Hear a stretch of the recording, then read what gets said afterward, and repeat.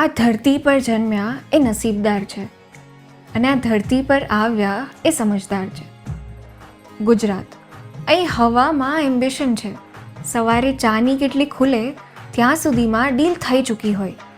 સૂરજ ઉગે એ પહેલાં માર્કેટ જાગી ચૂક્યું હોય. કોઈ ઉત્તરથી આવ્યું, કોઈ દક્ષિણથી.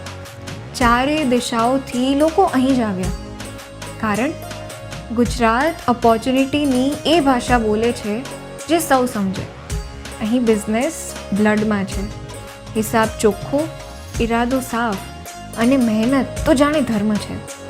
જૂના અમદાવાદની પોળની ઊંડી ગલીઓથી લઈને ગિફ્ટ સિટીના ઊંચા ટાવર્સ સુધી ગુજરાતે પાસ્ટને છોડ્યો નથી, ફ્યુચરને ઓળખ્યું છે.